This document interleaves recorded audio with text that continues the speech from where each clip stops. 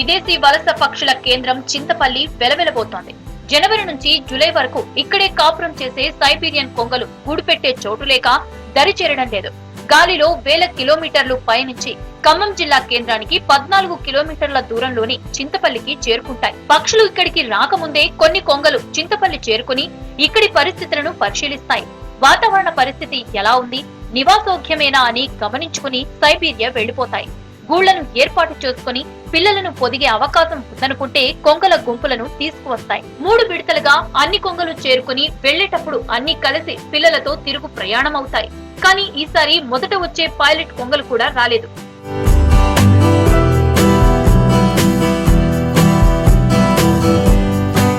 కోతులతో వేగలేక ఇంటి వద్ద ఉన్న చింత, వేప, ఇతరత్ర చెట్లను గ్రామస్తులు నరికేస్తున్నారు. కోతులను వెళ్లగొట్టేందుకు టపాసులు పేల్చుతున్నారు.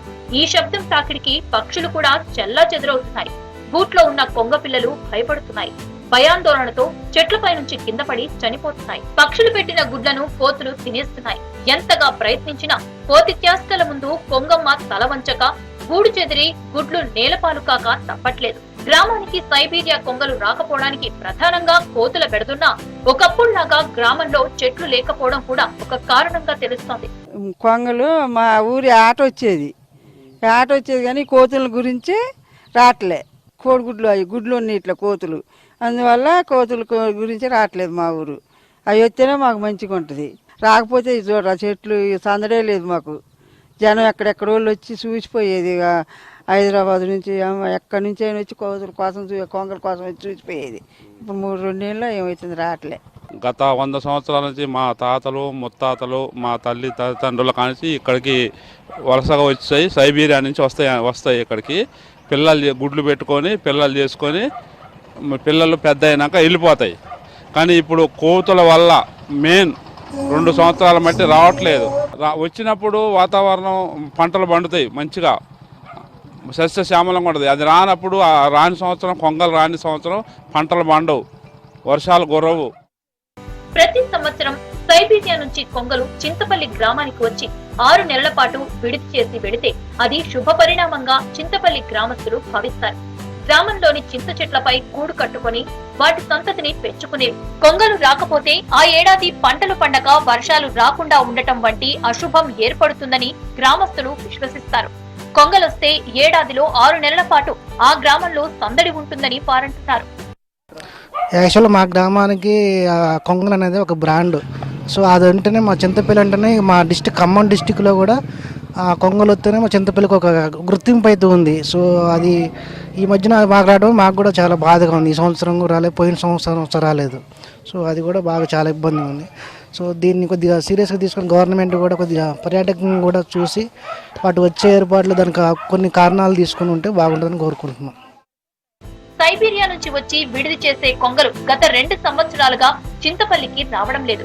ఈ ఏడాది కూడా ఇంతవరకు గ్రామానికి చేరుకోలేదు. కొంగలు రాకపోవడంతో గ్రామంలో సందడి లేదని ప్రజలు బాధను వెళ్లబెచ్చుకుంటున్నారు. అవి చెట్లపై సందడి చేస్తుంటే పిల్లలు పెద్దలు వాటిని చూస్తూ సంతోషంగా గడిపేవారు. అలాంటిది సుదూర బంధువులు రాకపోవడంతో ఊరు మూగబోయిందని అంటున్నారు. వారి రాక కోసం ఎదురు చూస్తున్నారు గ్రామస్తులు. మా ఊరికి కొంగలు రావడం మా చిన్నప్పటి నుంచి 8 సంవత్సరాల కానించి మేము చూస్తున్నాం. కొంగలు వస్తూ ఉన్నాయి. కానీ ఇప్పుడున్న కాలంలో అప్పుడు ఆ కొంగలకు ఆవాసమైనటువంటి పెద్ద పెద్ద వృక్షాలు ఇప్పుడు లేవు, పోయినాయి. అన్ని చిన్న చిన్న చెట్లు. ఆ చిన్న చిన్న చెట్లకు కూడా అలవాటు పడిపోయినాయి. చిన్న చిన్న చెట్లకు కూడా పిల్లలు చేస్తూ ఉన్నాయి, పెడుతూనే ఉన్నాయి. తర్వాత ఏమైందంటే ఈ కోతులు వచ్చినాక ఇంకా వాటికి మరీ ఇబ్బంది అయింది. సెక్యూరిటీ లేకుండా అయిపోయింది. కొంగలు వస్తే మంచిది అనేది, శుభం జరుగుద్ది అనేది ఒక సెంటిమెంట్ ఉండే. సరే మాకు కూడా అంతే మంచిగా అనిపించేది. ఎవరిని కొంగలు ఏమనిపించేది. కానీ ఇప్పుడు ఈ కొంగలు రాకపోవడం అశుభంగానే ఉన్నది. చింతపల్లికి చేరుకునే విదేశీ కొంగలు మనుషుల మాదిరిగానే జీవనం సాగిస్తాయి.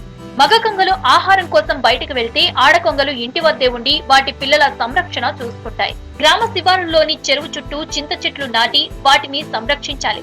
తద్వారా కొంగలకు కూడా ఇబ్బందులు ఉండవని గ్రామస్తులు అభిప్రాయం వ్యక్తం చేస్తున్నారు.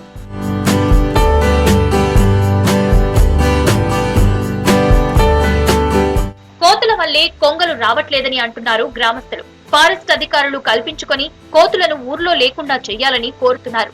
కోతుల బెడద లేకుండా చేస్తేనే తమ అతిథులు తమ ఊరికి వచ్చే అవకాశాలు ఉన్నాయని అంటున్నారు.